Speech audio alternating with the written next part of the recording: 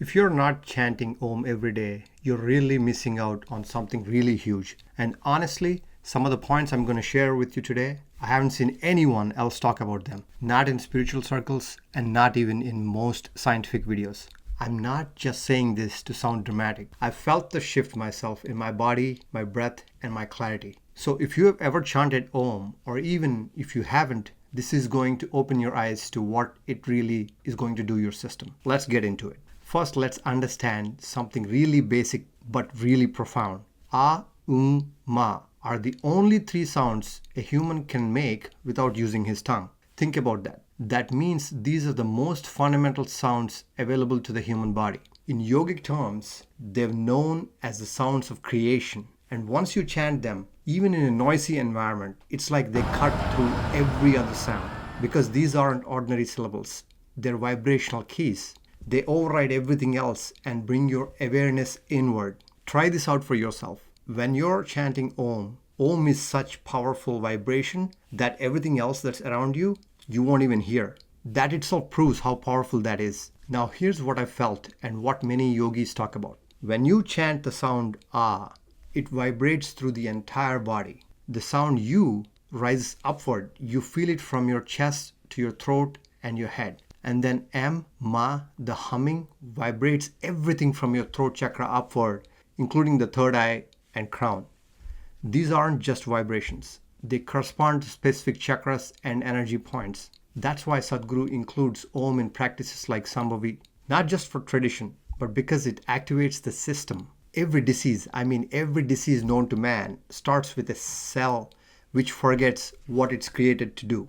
This is just not spiritual talk. This is medical science. A corrupt cell is a cell that lost its memory. So if memory loss creates disease, then reminding the cell of its original structure can reverse it. And that's where Om chanting becomes powerful. Sound is memory, and Om is the purest vibrational memory of the body. When you chant Om, you're literally making the cell go back to its origin. And most likely it will start to reverse the damage caused by stress or even aging. It's been well documented. Human biology is capable of living up to 160 years, and many yogis have reached these ages without any of today's so-called medicine. That's why Om has the real potential to act as an anti-aging technology, not from a lab, but from within your own body. Hindu culture is the most scientific cultures of all. And what's amazing is many of these practices were already embedded in our daily lives. And now finally modern science is catching up. Here are some of the things about Om which were proven scientifically. Om clearly activates the vagus nerve. It increases nitric oxide, which supports healing and immunity. It deactivates the amygdala, the fear and the stress center in the brain. It raises theta brainwaves, which are linked to deep calm and regeneration. These aren't theories anymore. These are measured outcomes. But again, science is only catching up. By the time the rest gets proven, it might be too late to fix what's already gone. That's why I always say, don't wait for proof. Start now. You'll feel the difference long before these scientific studies catch up.